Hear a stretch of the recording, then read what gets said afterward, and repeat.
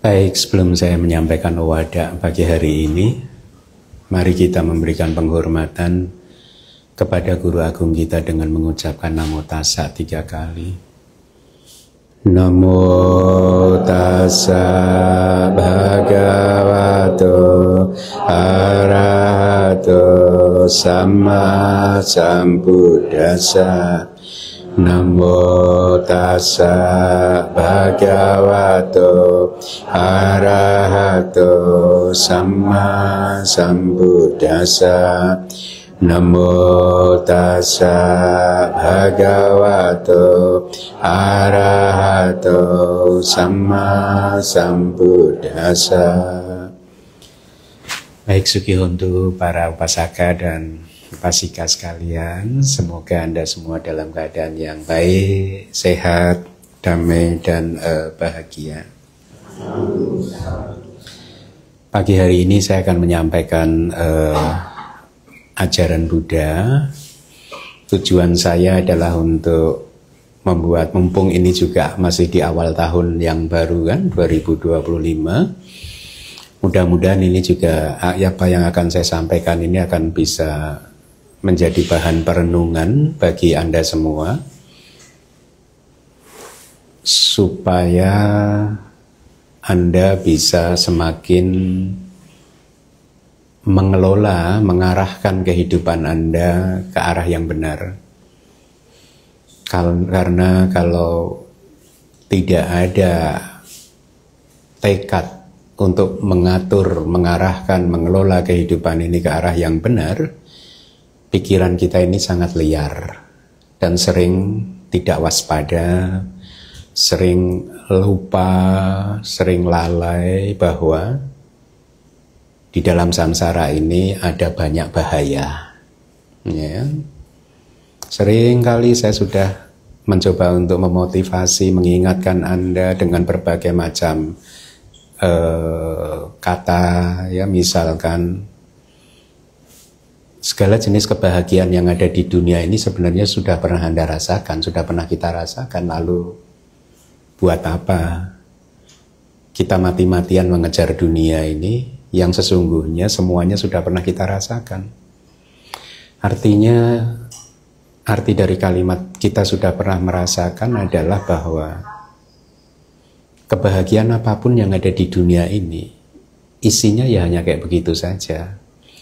Anda senang, bahagia sebentar, habis itu ketidakpuasan muncul di hati Anda, kekecewaan muncul di hati Anda, rasa tidak aman, rasa terancam muncul di pikiran Anda, dan semuanya itu menghancurkan kedamaian dan kebahagiaan Anda. Samsara ya seperti itu. Kadang Anda senang, kadang Anda kecewa. Kadang Anda mengalami pengalaman kehidupan yang menyenangkan, yang membahagiakan. Kadang Anda mengalami pengalaman kehidupan yang membuat Anda mungkin stres, depresi, dan lain sebagainya. Hanya seperti itu kehidupan itu. Mau sampai ujung pun isinya juga hanya seperti itu. Jangan pernah berpikir kalau Anda menjalani kehidupan dengan terus mengikuti arus dunia, maka di ujung sana akan ada kebahagiaan yang sejati, yang bebas dari segala macam kesulitan, penderitaan, dan kekecewaan, dan lain sebagainya. Tidak ada. Ya, kita akan terus-menerus mengalami buah dari karma buruk yang sudah pernah kita lakukan sejak awal samsara hingga saat ini. Terus-menerus sampai kapanpun.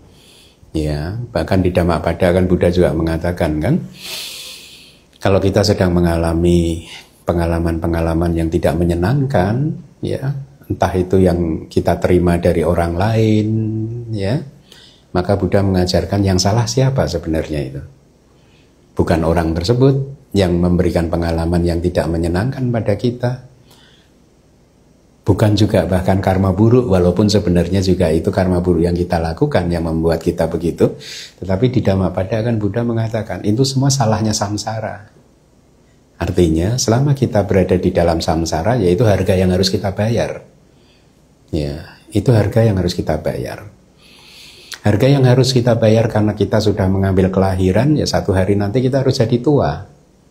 Nggak bisa ditolak. Ya, saya sudah sekarang 57, mau 58, udah tua. Ini harga yang harus dibayar. Ya, terima saja. Dan kalau sudah menjadi tua nanti jadi sakit. Ini juga harga yang harus dibayar karena kita sudah berani mengambil kelahiran ini. Dan kalau sudah sakit, habis itu ujungnya ya meninggal dunia. Ya ini memang isinya samsara seperti itu. Yang kincik samudaya damang sabang tang niroda damang, apapun yang memiliki sifat kemunculan, semuanya itu mempunyai sifat kelenyapan atau berhenti. Kehidupan yang sudah mempunyai awal ini, cepat atau lambat harus berhenti. Mengerikan kan kehidupan sesungguhnya kan? Tetapi sebenarnya mengerikan itu hanya berlaku bagi mereka yang tidak terlatih. Ya, baru-baru ini kita dipertontonkan di awal tahun baru 2025 satu bencana yang hebat, yang bahkan saya sering merenung. Mungkin baru pertama kali ini saya menyaksikan di dalam kehidupan yang kelahiran yang kali ini, yaitu apa? Kebakaran yang melanda Los Angeles. Ya, saya terus terang mengikuti hampir setiap hari karena itu membuat saya bisa mendapatkan pengetahuan yang mendalam tentang kehidupan. Saya mendapatkan kesempatan untuk mengembangkan empati terhadap makhluk-makhluk berat manusia yang menjadi korban kebakaran hebat di sana. Kalau Anda mengikuti beritanya itu coba lihat. Bahkan sampai hari ini kebakaran yang dimulai sejak tanggal 7 Januari 2025 sampai hari ini potensinya masih akan terus meluas loh.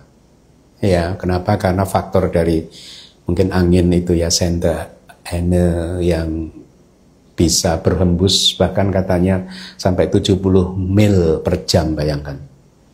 70 mil per jam itu berapa kilometer per jam itu? Sehingga sangat merusak dampak dari kebakaran tersebut. Kebetulan dulu saya pernah diundang oleh salah satu umat Buddha yang mempunyai rumah di Hollywood gitu. Itu kompleks Hollywood itu adalah kompleks yang sangat tertata rapi, mewah, dan saat ini udah nggak ada. Ya, kalau dari berita yang terakhir itu dilaporkan korban tewasnya ada 24 orang, tetapi ratusan ribu manusia harus mengungsi kan. Dan kerugiannya katanya sekitar 2.500 triliun, bayangkan. Hanya di kompleks yang seluas berapa hektar itu, mungkin kalau berita terakhir itu dampaknya itu meluluh lantakkan 40 ribuan hektar. 40 ribu hektar. Seluas apa itu seperti itu? Kadang saya kalau ngeliat videonya bener ya, kalau ada orang yang mengatakan mirip dengan neraka gitu. Karena itu seluruh lokasi yang seluas itu merah karena si jago merah, api, kebakar api gitu. Bahkan Donald Trump mengibaratkan bahwa dampak merusak dari kebakaran hebat di Los Angeles ini itu bahkan melebihi dampak yang bisa ditimbulkan oleh serangan nuklir katanya gitu. Ya itu kata-kata dia, tapi kita bisa merasakan betapa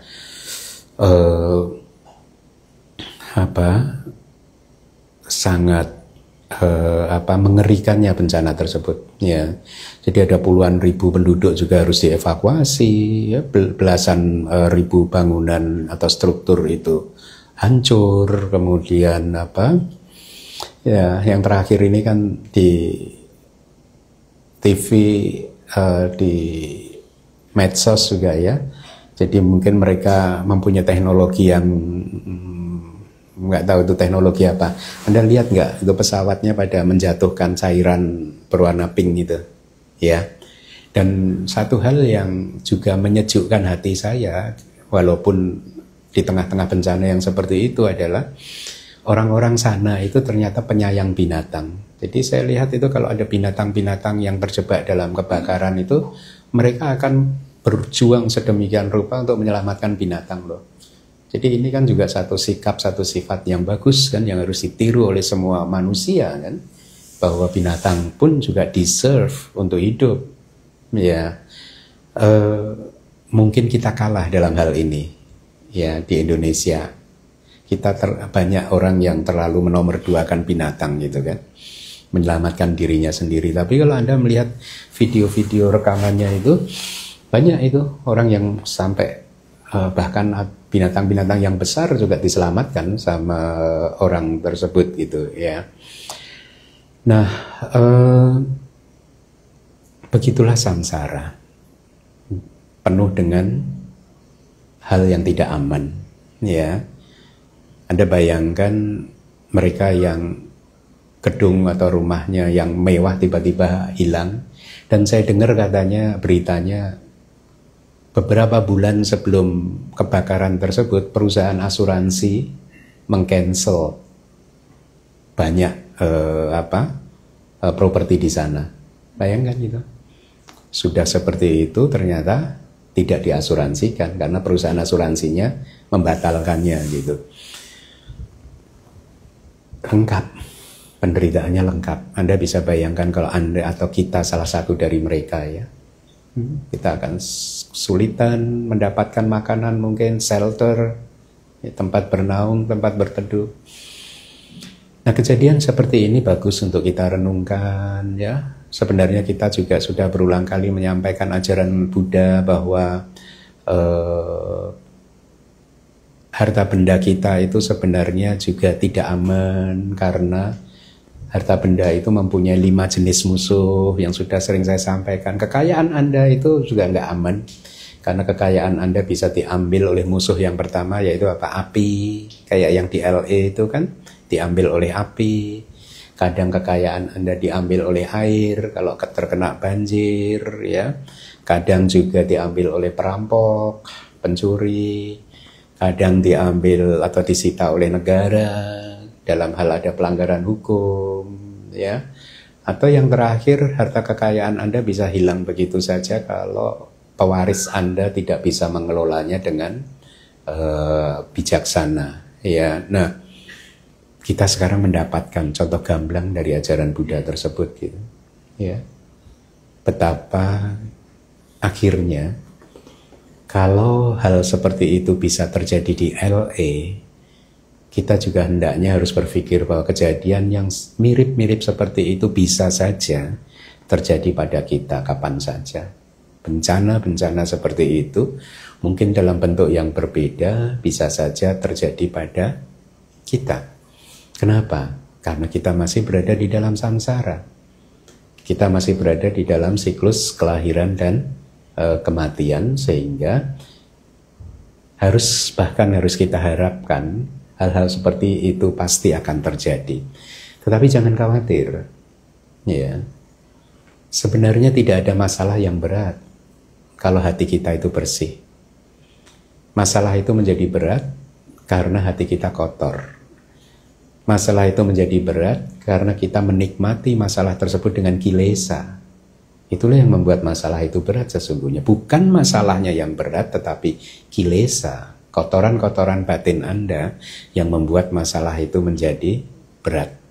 Kotoran batin seperti keserakahan Anda yang tidak mau menerima apa yang sedang Anda alami, kita alami, dan menginginkan hal yang berbeda, ya, sesuatu yang berbeda, itu yang membuat masalah itu berat.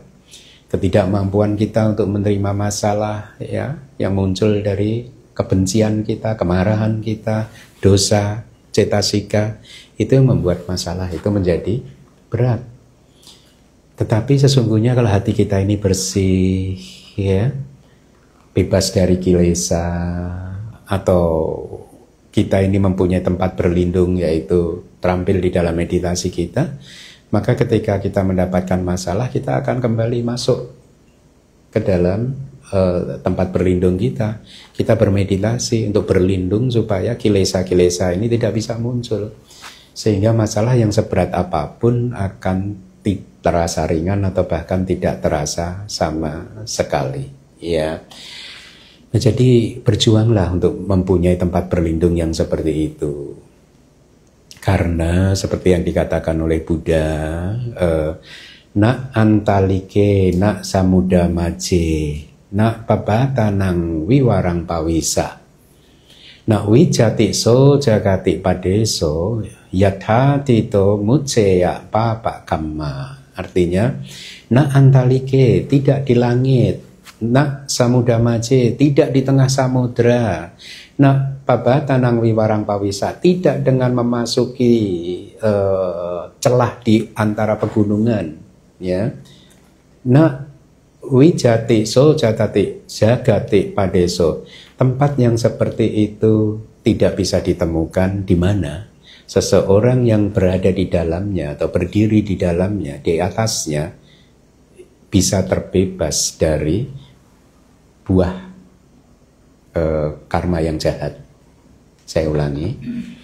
Jadi dengan kata lain, kita tidak akan pernah bisa terbebas dari buah karma buruk kita selama kita masih berada di dalam samsara. Tidak ada tempat di jagat ini, tidak ada tempat di alam semesta ini, ya, tidak itu na antalike, tidak itu di langit, nggak ada langit, nggak ada tempat yang bisa membuat kita aman dari buah karma buruk kita. Tidak di tengah samudra, nggak ada juga, ya, tidak juga di tengah-tengah pegunungan, nggak ada, ya.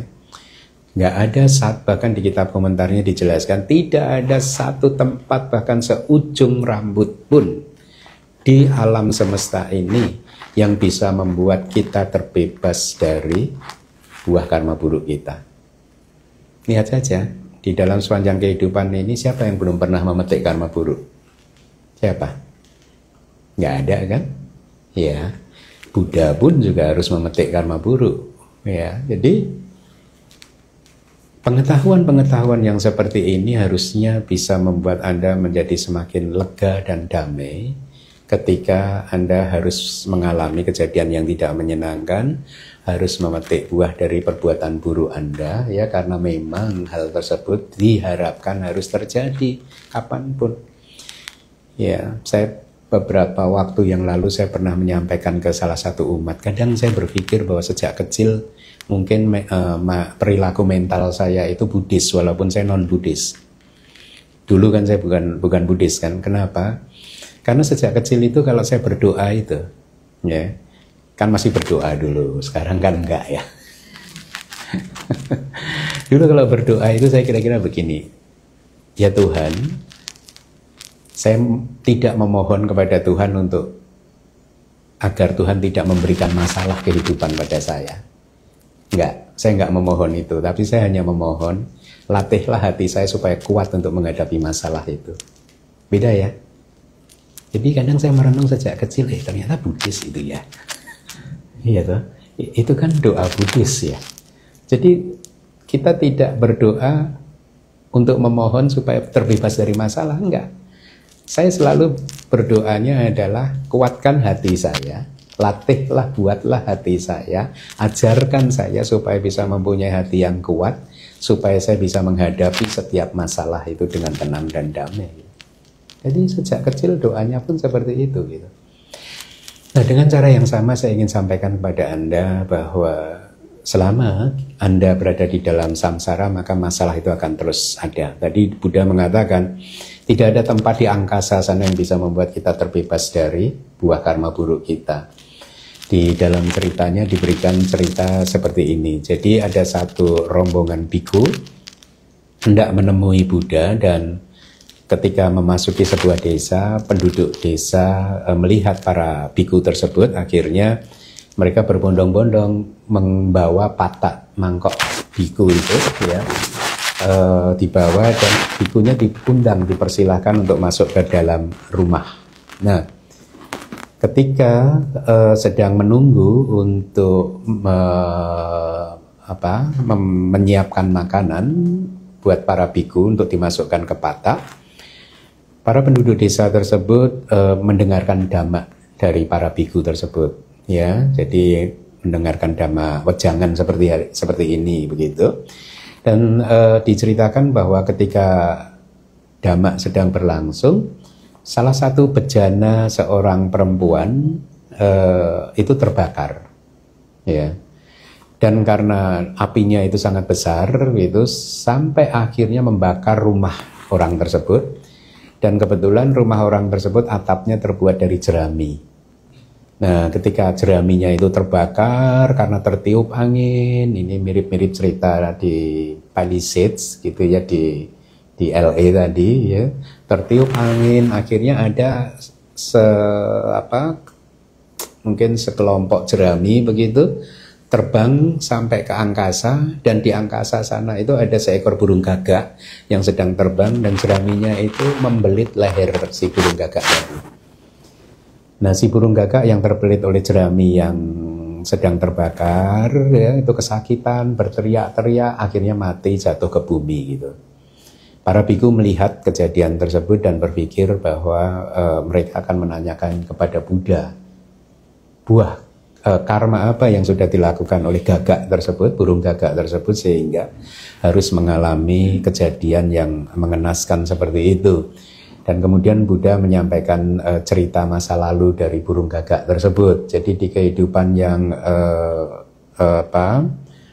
lampau, burung gagak tadi terlahir sebagai laki-laki. Jadi lihat, tadinya lahir sebagai laki-laki, di kehidupan yang berikutnya bisa lahir sebagai burung gagak. Kita pun juga tidak tertutup seperti itu, kemungkinan itu. Selama masih menjadi putu jana, kemungkinan tersebut bisa aja terjadi.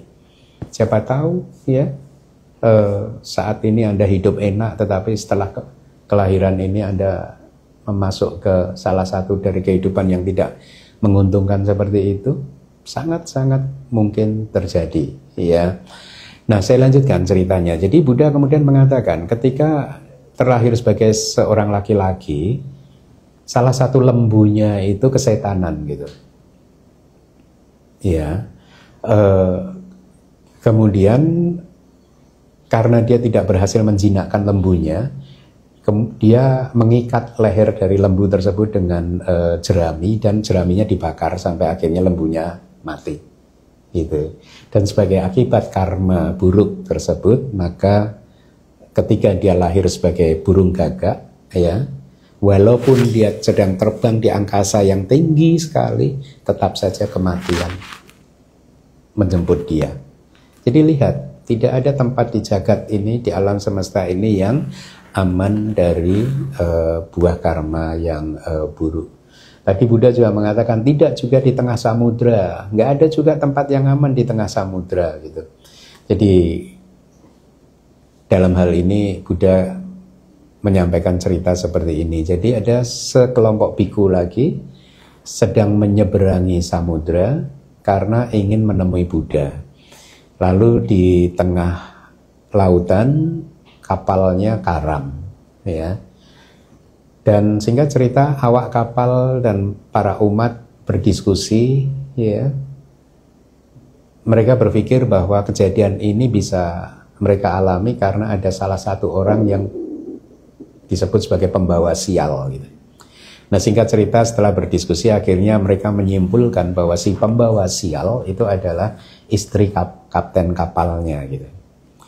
Nah, kapten kapalnya akhirnya setuju dan orang-orang yang lain setuju bahwa daripada seluruh penumpang kapal ini tenggelam, lebih baik si pembawa sialnya saja yang ditenggelamkan, kira-kira begitu. Jadi akhirnya si istri kapten kapal tadi ditenggelamkan dan diberi karung pasir gitu mungkin sebagai pemberat supaya mayat atau ininya tidak mengapung gitu di lautan begitu ya. Diberi pemberat supaya tenggelam begitu. Nah, ketika para biku mengetahui hal tersebut ya, lalu mereka juga kembali berencana untuk menanyakan ke Buddha, dan ketika bertemu Buddha, kemudian Buddha menyampaikan cerita masa lalu dari perempuan tadi. Jadi di kehidupan lampau si perempuan tadi terlahir sebagai seorang perempuan lagi juga, ya. Tetapi dia kemana-mana selalu kalau pergi jalan kemana-mana bersama atau membawa seekor anjing. Karena dia selalu tidak terpisah dengan anjingnya tadi, penduduk desa memberi julukan dia sebagai si nyonya anjing gitu. Nah, karena malu mendapatkan julukan nyonya anjing tersebut, akhirnya si perempuan tadi membunuh anjingnya dengan menenggelamkannya ke dalam sungai. diberi karung juga, diberi pemberat dan ditenggelamkan ke dalam sungai, dan karmanya berbuah persis sama seperti itu. Ya, ketika dia lahir sebagai istri kapten kapal, dia ditenggelamkan juga gitu. Kalau cerita yang ketiga kan tadi, tidak juga tempat di antara pegunungan yang aman dari buah karma buruk. Itu bercerita tentang 7 biku yang sedang berada dalam perjalanan kembali ingin melihat Buddha, tetapi kemudian kemalaman di tengah hutan. Akhirnya mereka menginap di satu wihara, dan di wihara tersebut mempunyai 7 juga tempat tidur yang berada di dalam gua. Lalu 7 biku tadi tidur di dalam gua ya, untuk beristirahat supaya besok bisa melanjutkan perjalanan dengan tubuh yang segar. Tetapi tanpa diduga di malam tersebut ada batu katanya sebesar pagoda tergelincir turun dari atas bukit itu, kemudian berhenti persis di mulut guanya, ya, menutupi mulut gua para biku tadi itu. Nah, mereka berjuang untuk menggeser batu yang menutupi pintu, dan baru berhasil di hari yang ke-7 gitu. Ya, di hari yang ke-7 mereka berhasil. Akhirnya karena selama 7 hari juga mereka mendapatkan minuman dan makanan yang minim, mereka kelelahan, sengsara, dan sakit gitu.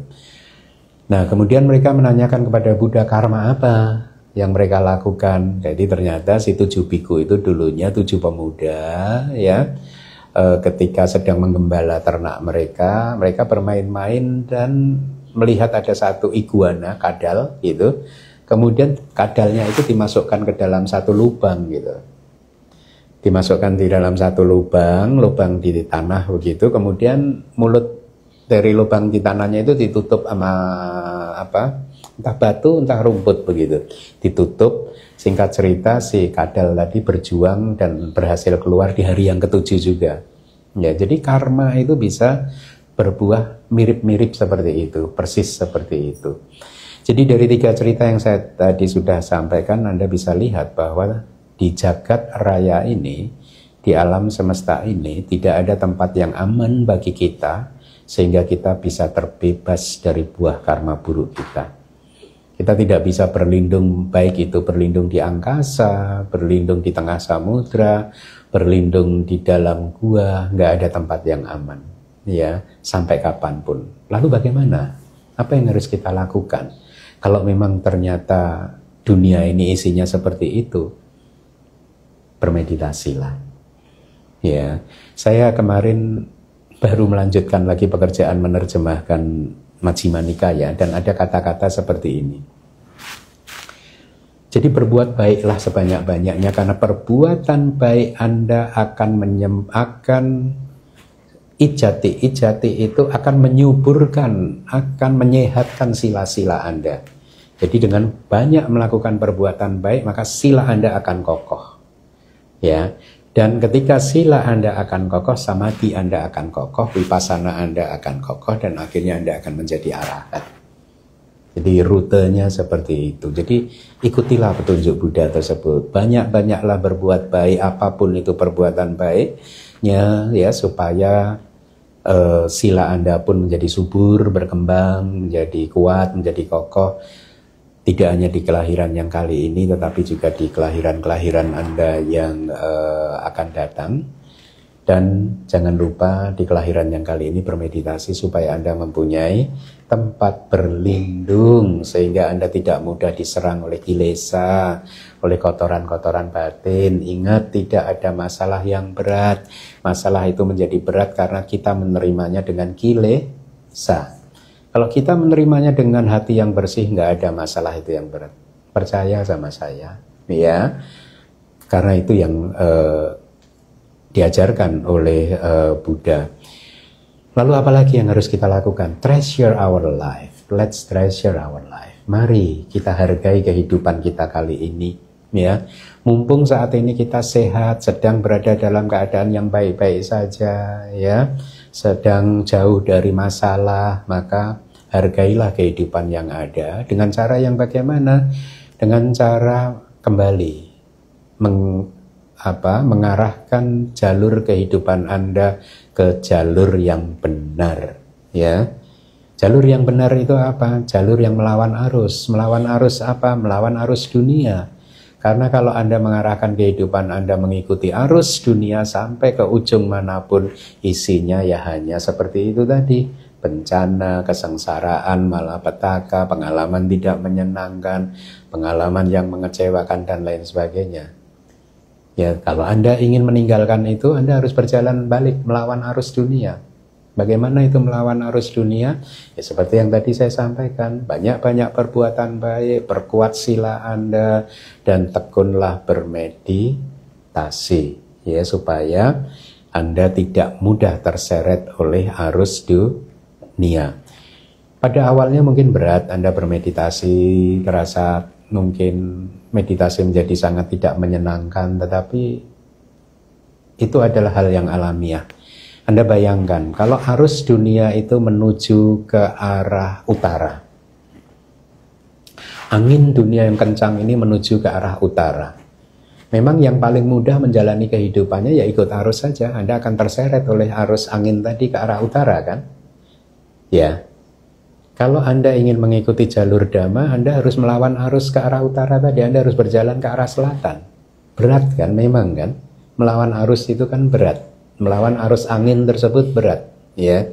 Tetapi rasa berat itu hanya ada di awal. Kalau Anda sudah tahu cara untuk menaklukkan arus tersebut, maka perjalanan kehidupan Anda akan menjadi sangat ringan dan sangat nyaman, karena tidak ada masalah berat yang bisa membuat Anda kecewa, gitu.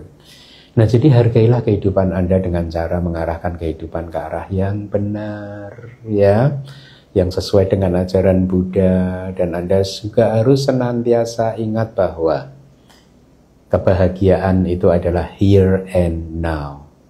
Kebahagiaan itu adalah di sini dan saat ini. Kebahagiaan Anda itu ya ada di tempat Anda saat ini duduk dan yang sekarang ini, ya, here and now. Tidak nanti, tidak lari ke masa depan, merindukan, oh saya nanti akan bahagia, saya nanti akan bahagia. Tidak, bahagia adalah saat ini dan di sini, ya.